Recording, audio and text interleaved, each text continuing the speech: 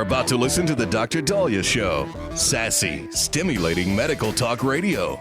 Any medical advice Dr. Dahlia Wax gives on her show should not be substituted for an actual visit to your medical provider. And now, here's Dr. Dahlia.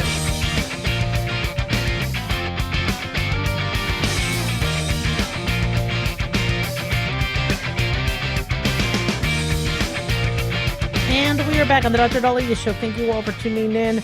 1-877 Dr. Dali, 1-877-DOC-DALI. So sadly, all 6 crew members of the military aircraft that went down during a refueling incident, unfortunately, has added to the U.S. death toll in this war. All 6 crew members sadly died. I believe it was in the northwest section of Iraq.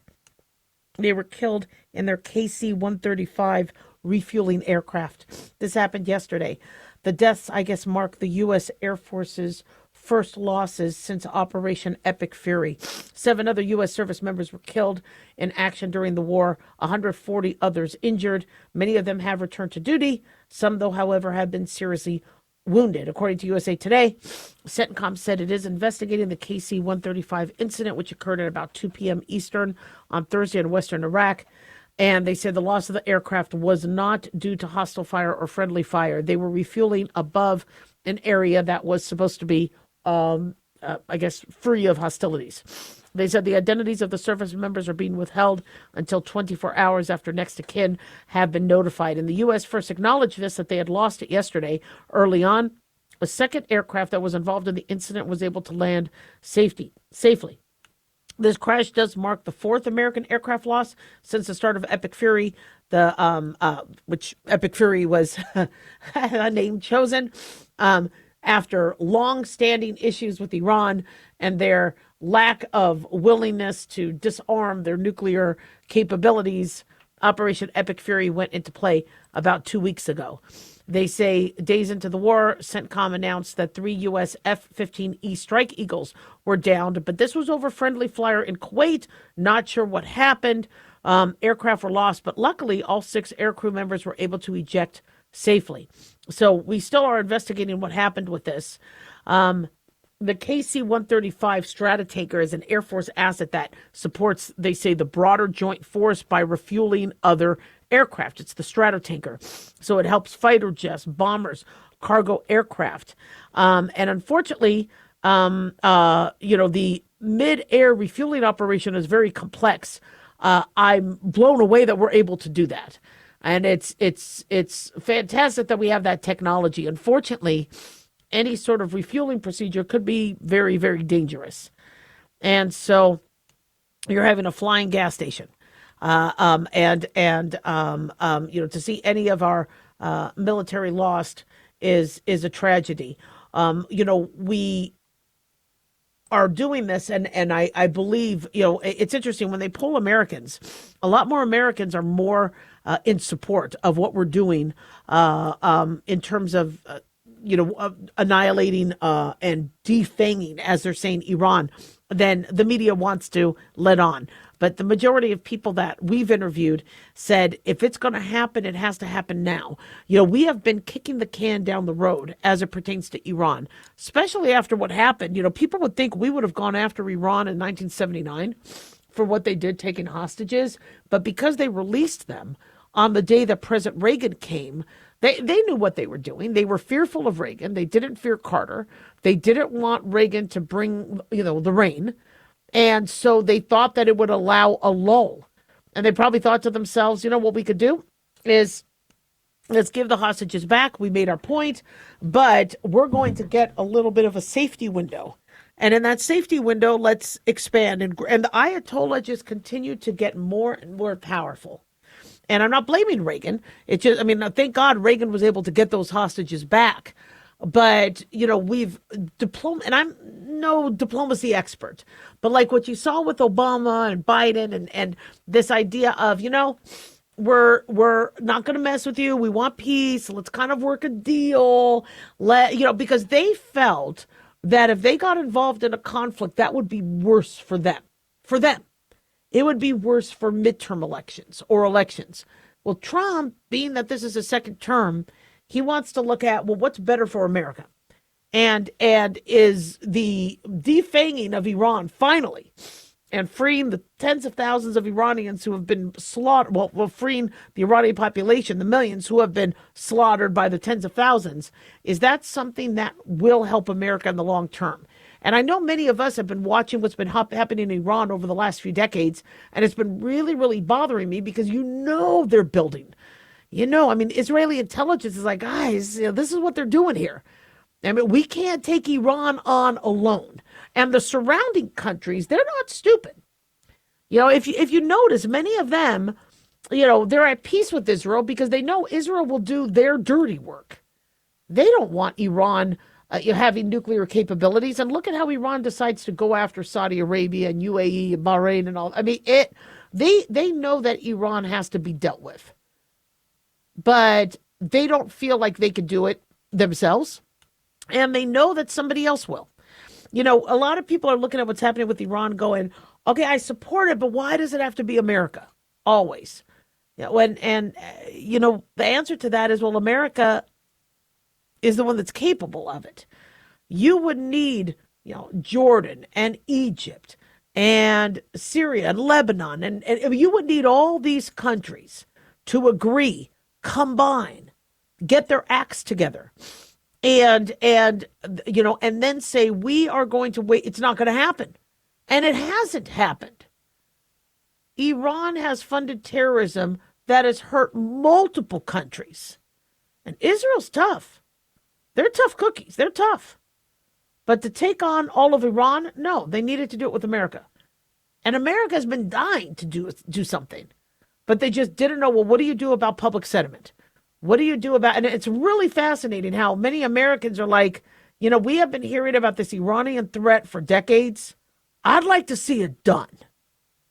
Especially since we see that they're funding Ukraine and they're funding the war in Ukraine by helping Russia with the drones. They're working on, they have such military capabilities that are, starting to put them as big players later in World War III.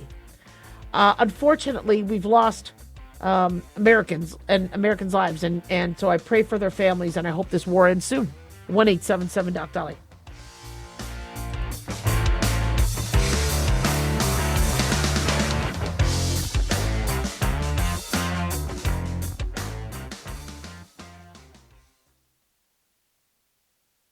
Hi, guys. Dr. Dahlia here. Addictions can sneak up on us and come in many forms. Whether it's drugs, alcohol, sex, video games, porn, or something less obvious such as food, internet, or shopping, addiction can seem innocent at first and then evolve into an insurmountable evil. In our book, Addiction Basics, Caitlin Kalikas and I dive into the common addictions and provide tips for identifying and preventing these before they sneak in and take over our lives.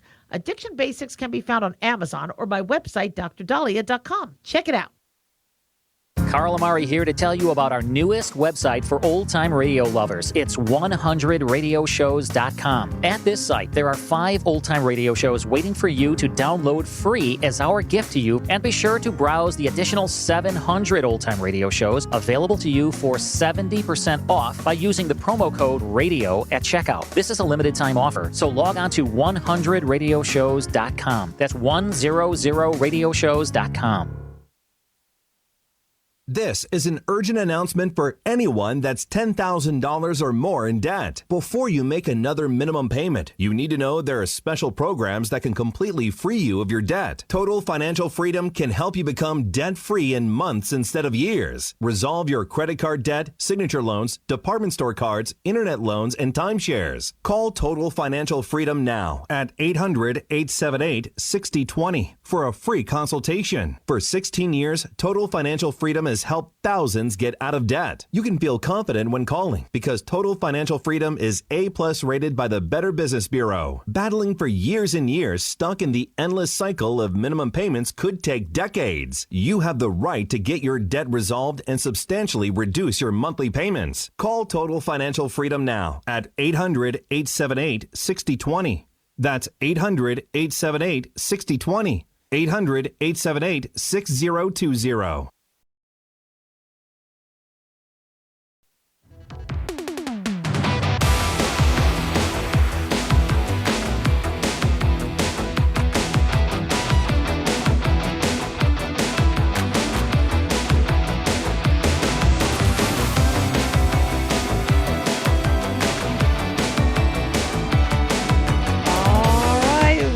are back on the Dr. Dahlia Show. 1-877 Doc Dolly, 1-877 DOCDALI. So I got to be very careful with this segment because I'm not allowed to cuss. Big thanks to Talk Media Network for making the show happen. Big thanks to the FCC for allowing me to have a show. Big thanks to Daniel, our amazing producer, and big thanks to y'all for tuning in. We really do appreciate it. Don't forget to follow us on Twitter or X at Dr. Dahlia, Facebook, The Dr. Dahlia Show, and on YouTube, click like and subscribe. Okay, so let me see how I could kind of word this so you guys could get the gravity of the situation.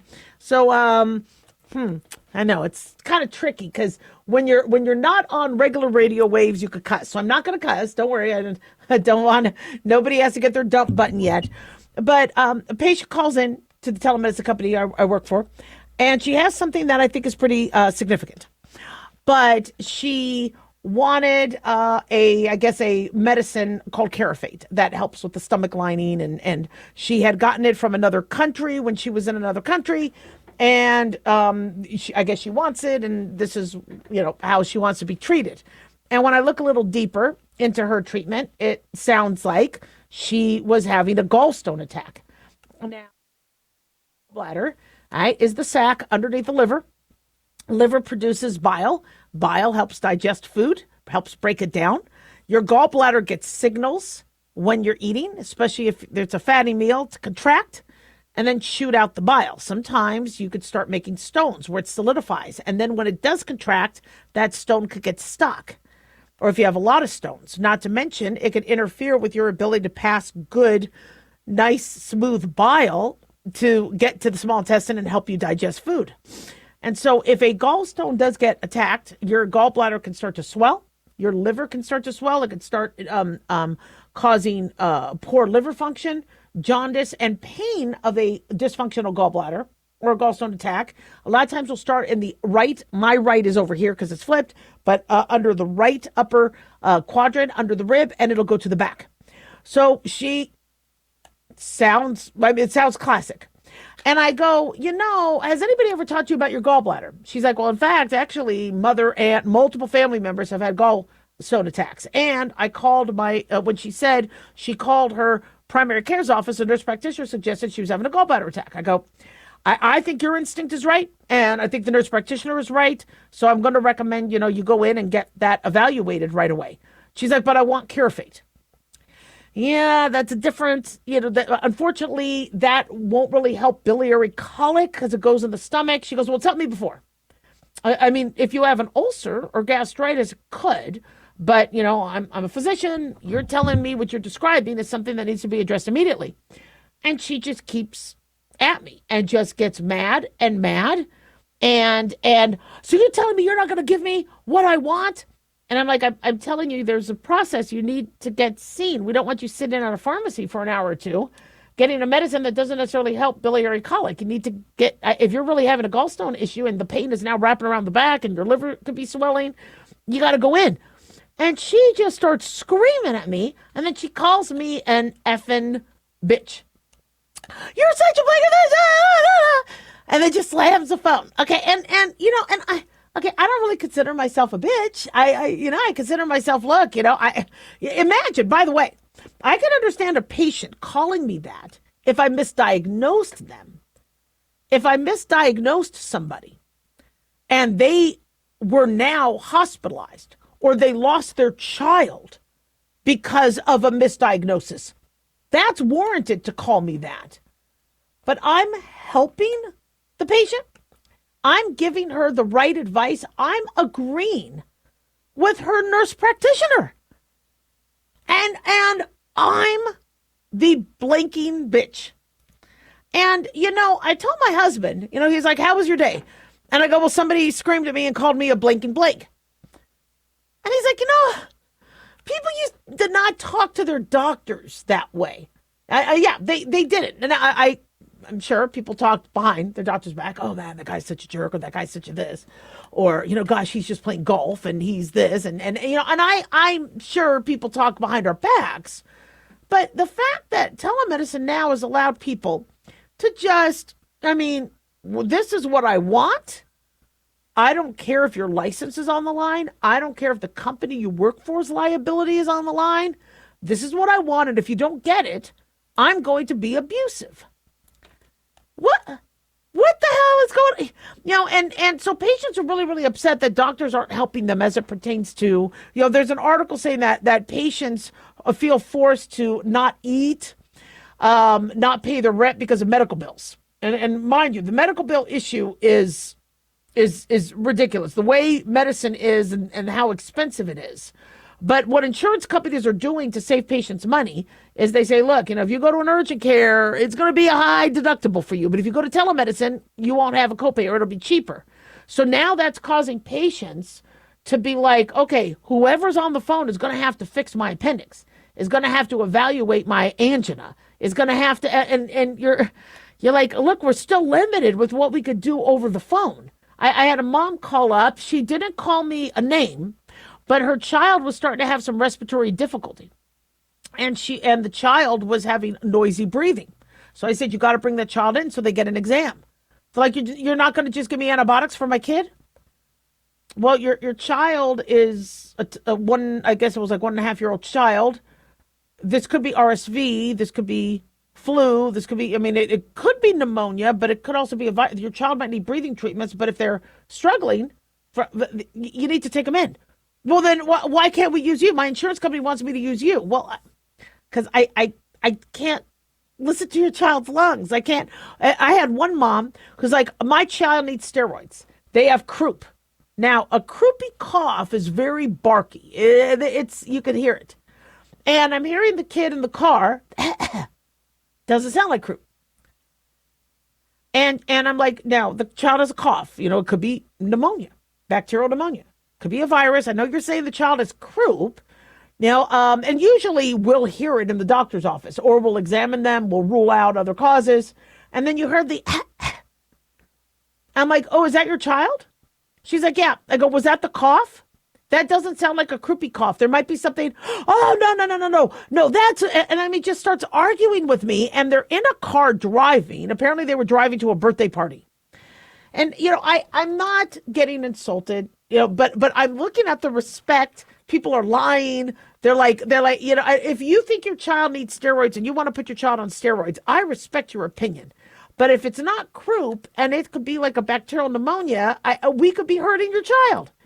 And so you're getting these people who, and men are also mean to me, but it's women. Women are a lot more mean. I think it's because men are afraid to call women bitches on the phone. But I've had some men call me that as well. I'm sure the men in my family are like, oh my gosh, she's such a bitch. But look, I'm trying to help you. I had another mom, I told you about this, where the child was starting to urinate less. She was vomiting for at least a day and a half. So we always ask, how are her diapers? Are they wet diapers? Because the child was, I think, less than one. And child kept vomiting. And I'm like, okay, you're going to have to take her in. All right. It sounds like she might need IV fluids. I could give you some Zofran because mom wanted Zofran. I want Zofran. I could give you some nausea medicine, but take her in. Now that she's having low urine output, we got to check the kidneys. We got to hydrate her. You just triggered me. In a good way or a bad way.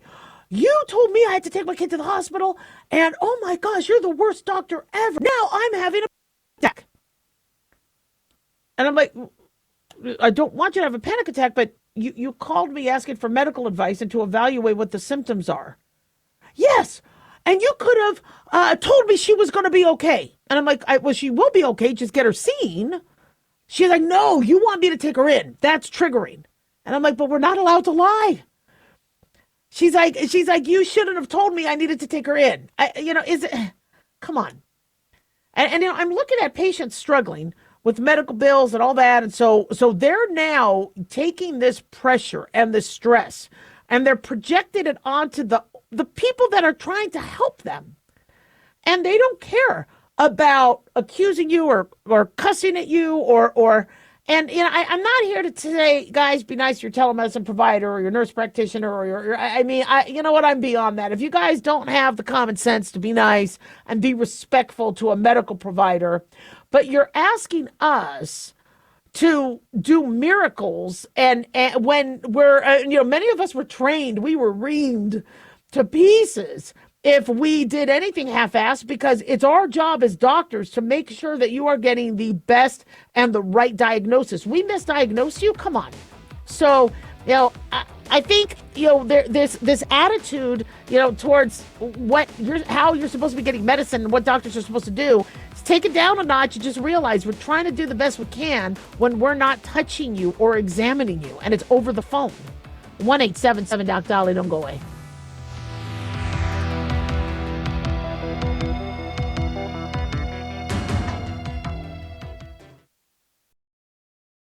Dr. Dahlia here. Are you tired, burned out, gaining weight, succumbing to the daily pressures of life? Well, how's your dopamine doing? How you feel right now, how you'll feel an hour from now, and how you'll feel next week is completely reliant on your dopamine. Our daily motivation and willingness to push through challenges depends on the intricate chemical process dopamine provides. Christian Kalikas and I created Deploying Dopamine, a book that tells you what dopamine is, when it dysfunctions, and how to successfully deploy it when needed. Find Deploying Dopamine on Amazon today. Check it out. Lisa Wolf here to tell you about our newest website for old-time radio lovers. It's 100radioshows.com. At this site, there are 5 old-time radio shows waiting for you to download free as our gift to you. And be sure to browse the additional 700 old-time radio shows available to you for 70% off by using the promo code RADIO at checkout. This is a limited-time offer, so log on to 100radioshows.com. That's 100radioshows.com.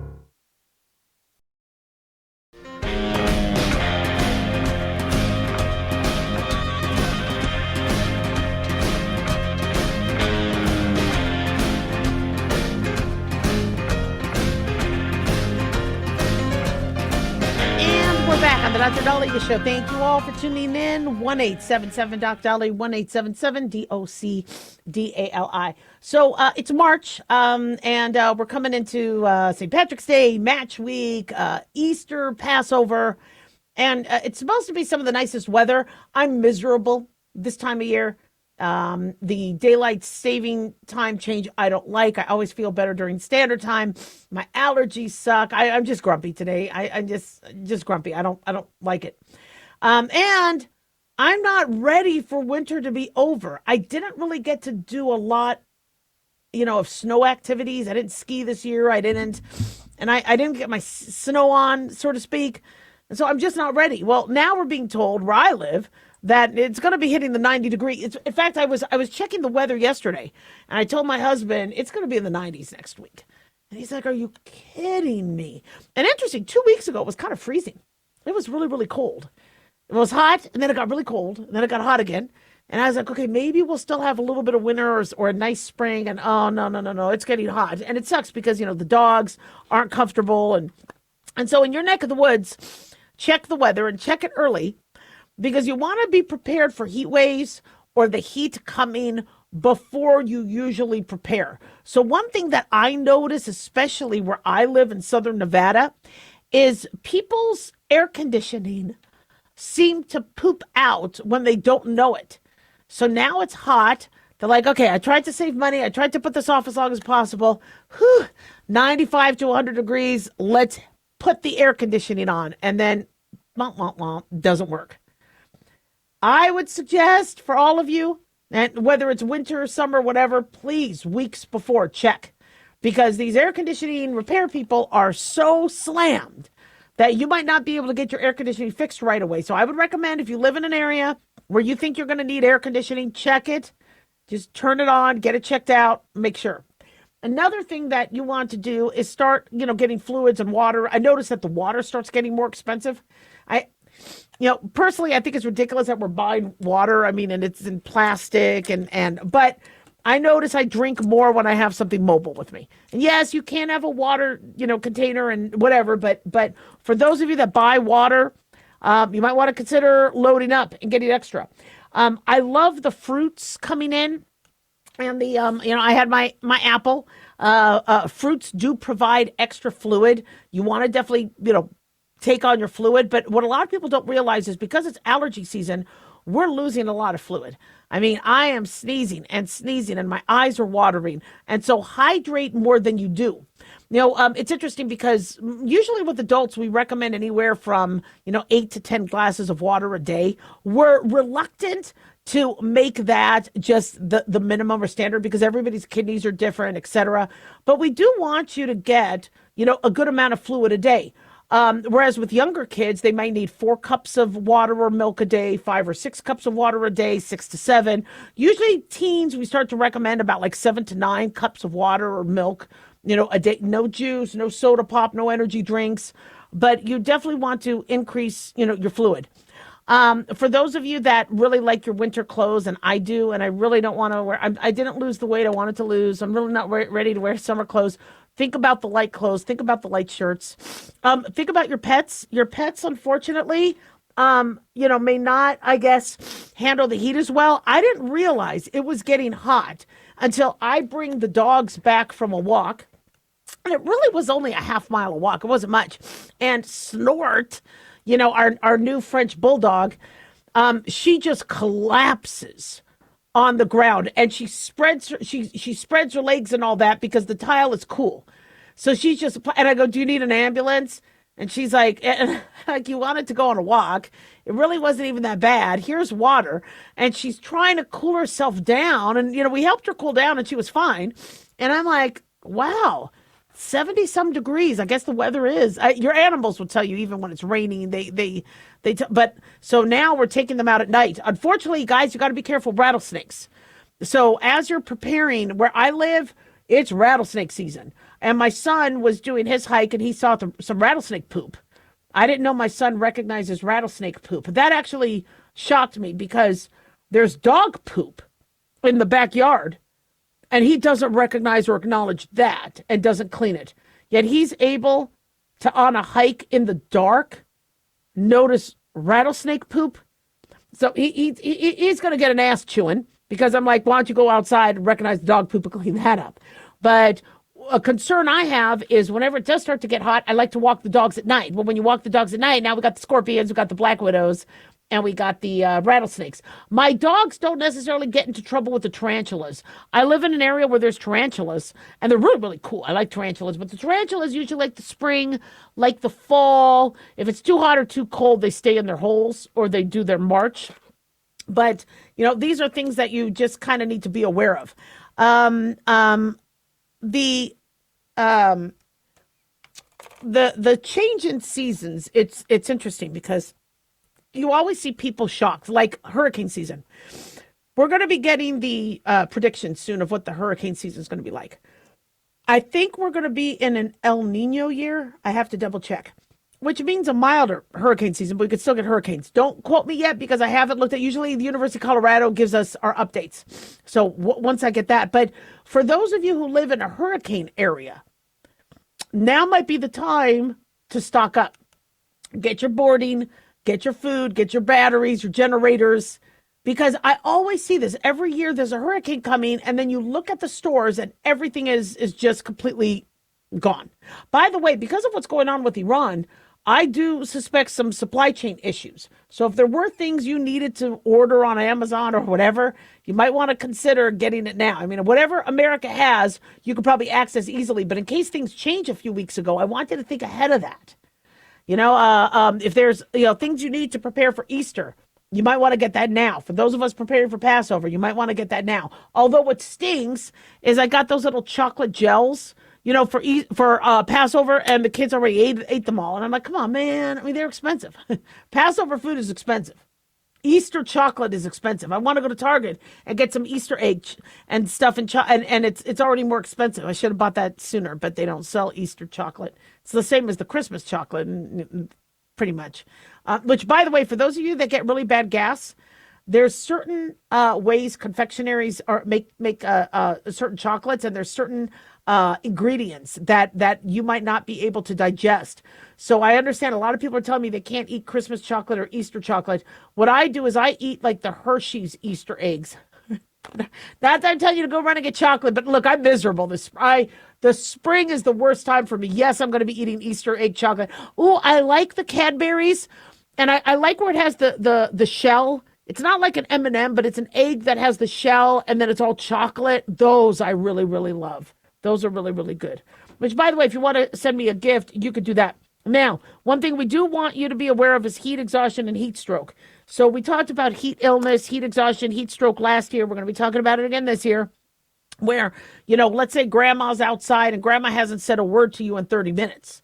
Now, I know many of you would be like, oh, hallelujah, praise the Lord. Whew. Okay, let sleeping dogs lie. Her being quiet could suggest she's already starting to get heat illness or heat exhaustion. So make sure you have shaded areas. Make sure you're not drinking alcohol. Alcohol can unfortunately dehydrate you. Ensure that, you're watching older people, kids, pets, if they're out in the sun. Unfortunately, early heat illness could be they're just tired. They're not talking much. Maybe they're sweating profusely and then they stop sweating because they're trying to conserve fluid. They may be looking flushed. They may be getting dizzy. They may be nauseated.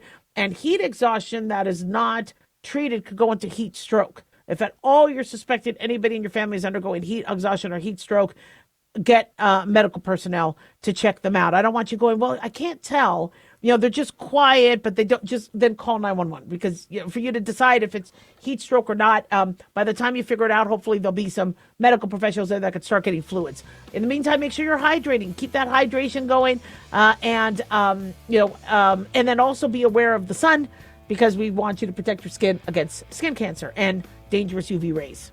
See, I taught you guys something. 1-877-Doc-Dolly. Don't go away.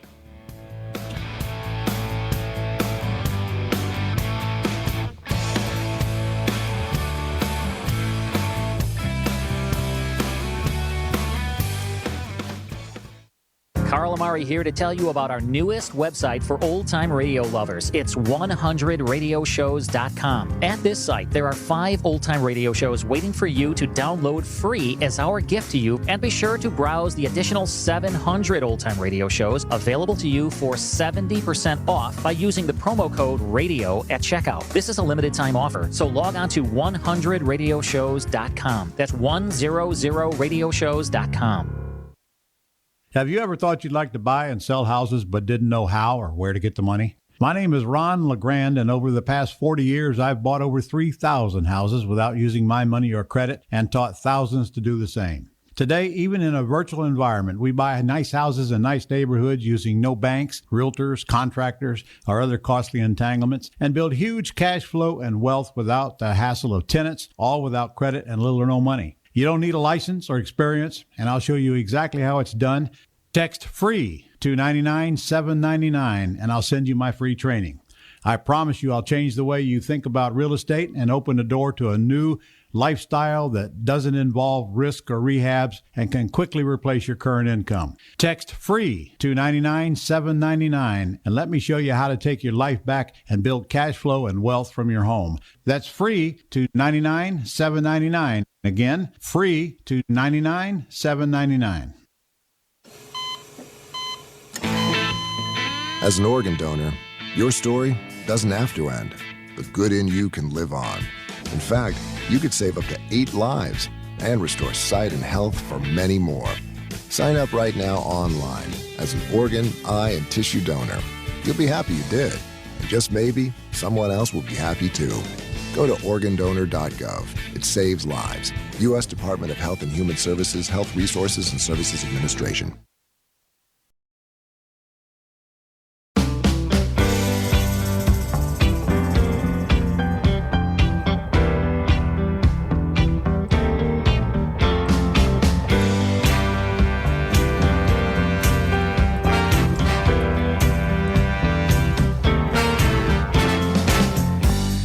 We are back on the Dr. Daliah Show. Thank you all for tuning in. 1-877-Doc-Dolly, 1-877-DOC-DALI. So this was interesting. The Senate did overwhelmingly pass a bipartisan housing reform bill. This happened yesterday. Both parties are trying to address the affordability of houses. It's ridiculous that young people cannot afford a house. And the legislation is part of an effort to bring down home costs for everyday Americans, would ban large institutional investors from competing with traditional buyers for existing single-family homes. This is something that President Donald Trump had spearheaded and had identified early on.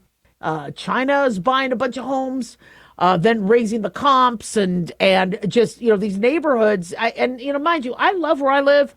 in Southern Nevada, but I'm looking around going, the homes aren't worth that much. Are you kidding me? And so it would also, apparently, this bill would reduce some regulatory barriers to building and incentivizing affordable housing production by creating and providing grants to local governments and tribes. This is according to USA Today. So the bill represents a rare area of largely bipartisan unity, they say, authored by Republican Senator Tim Scott from South Carolina and Democratic Senator Elizabeth Warren from Massachusetts. So nice to see Republicans and Democrats work together. I'm excited about that. The bill passed 89-10. And it looks like this legislation is supported by the White House. So now what happens with the House of Representatives? Now, there has been some concern among Republicans.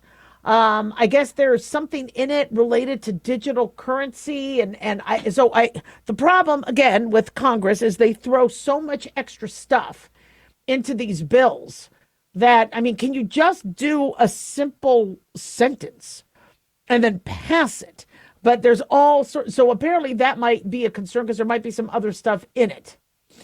And so Senate Majority Leader John Thune told reporters before the vote that it's possible the legislation may need to be workshopped more to look like the House's version. But the quickest way to get this done would be the approval of the Senate-passed bill. So the White House has signaled that they would sign, even though the SAVE Act is still kind of going through the works. We do believe that Trump may still sign it. According to the White House, their statement on March 2nd said this landmark bipartisan legislation represents significant advances in federal housing policy to further the goals of expanding housing supply and affordability by streamlining regulations, modernizing finance options, and promoting innovative construction methods. This bill will lower housing costs for families, seniors, and veterans across the country. So I think that's great. However, hopefully that means something like this will go through. Although the president did, I think a week or two later, tell Republicans don't bring this up until the SAVE Act gets passed. And I understand how detrimental, the mail-in ballots have been, and the lack of oversight, and so and lack of the requirement of showing ID when you have to show ID at an airport. When you have to show ID at an apartment complex to get an apartment, when you have to show ID at a restaurant, come on. So, we'll see what happens. But, it's interesting. So my husband and I lived in apartments. I, lived in apartments most of my life. My parents had a couple good years where we were in houses. But, for the most part, we were poor. And I loved my husband and I loved living in apartments. I was happy. Now, especially we were able to get a 2-bedroom apartment at one time. That was huge. And I liked it. You had the 2 bedrooms, so the baby could be in one. We could be in the other. We could put both if we had our second baby in there and all that. But there was a time in Nevada, and this was in the 90s, where we had an opportunity to get into a house. Now, it was tight. I was making an average of $1.60 an hour in residency, right? Working 100-hour weeks. And my salary was maybe $4,000 a year, $35,000 a year as a resident. My husband's salary was less because he was finishing school and then the student loans. And we had an opportunity to buy a house for about $126,000 or $128,000. And I was like, oh my gosh, I don't know if we could do this. My husband's like, well, we have to. You're eventually going to finish residency. We're going to, I know, but we're starting to have a baby and all that. But luckily, my husband had the foresight saying, get the house. Let's get the house. We'll make it work. Hopefully our income goes up after school. And it didn't go up by much after school. It went up, but being that I had student loans and a new baby and all that, and I worked right away. I went back to work immediately. We were able, luckily, to make the house payments. Plus, we were able to get a good loan and the interest wasn't too bad. But thank God we did that because houses started to go up in Las Vegas, Nevada. And then my husband's like, well, maybe what we need to do is take advantage of the money we could make on this house to get into a house that is in a better area. When I was pregnant and going for walks, people were throwing bottles at me and things like that. The neighborhood wasn't that good. And people were, it was not safe at night. And so my husband was like, maybe we'll be able to parlay this into, and so we sold the house. We got a little bit of a profit. I think we got maybe $20,000 profit on it. And then we were able to make a down payment into another house. And then luckily the houses kept going up and until the housing crisis. And then the houses, went down. But one thing that that we had to our advantage in Southern Nevada or even Northern Nevada is California. When they have economy issues, they come in. And when you're living near an area where houses are more expensive, you can kind of enjoy those people coming over paying cash for houses. Unfortunately, that changed the dynamic of things, and houses started to become $300,000 a year, $400,000 a year. I remember one of my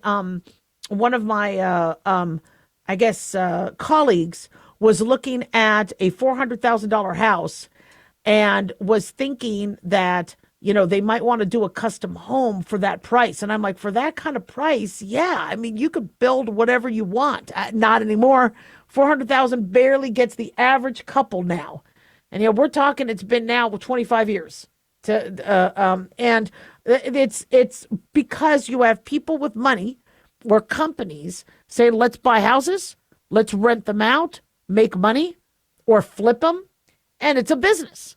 And buying houses and all that is a business. I mean, the eviction moratorium scared people because they couldn't collect rent and they couldn't evict, so they lost a lot on their homes.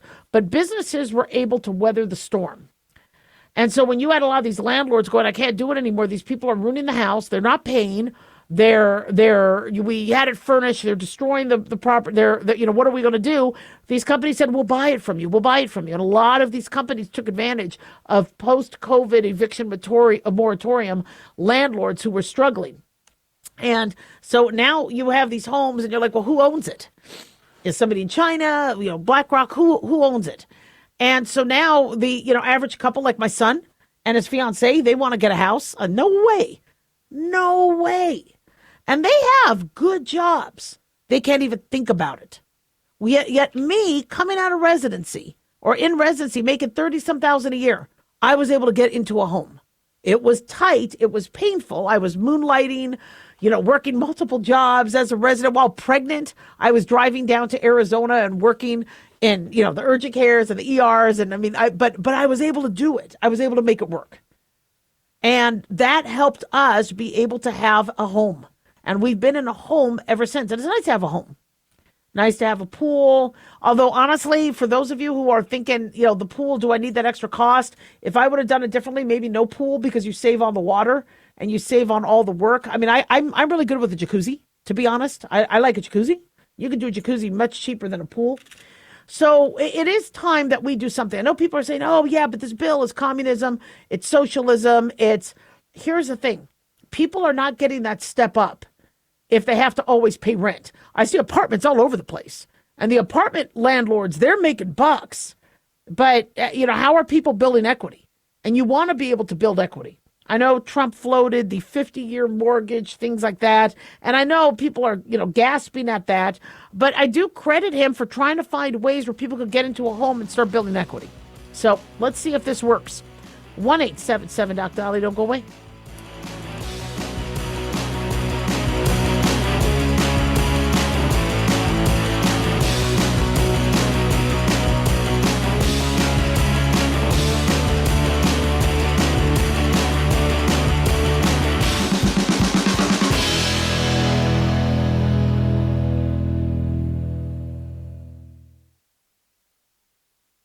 Can you believe, with all the recent violent protests, looting, and destruction, some areas are considering either defunding or abolishing the police?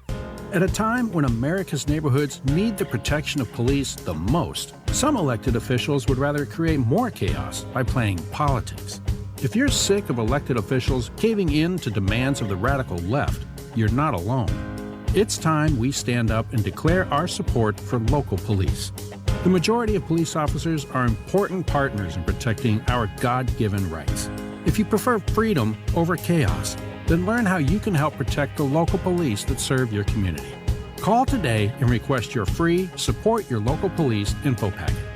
Dial 800-JBS-USA-1. That's 800-JBS-USA-1. Request your free Support Your Local Police info packet by calling 800-JBS-USA-1 today.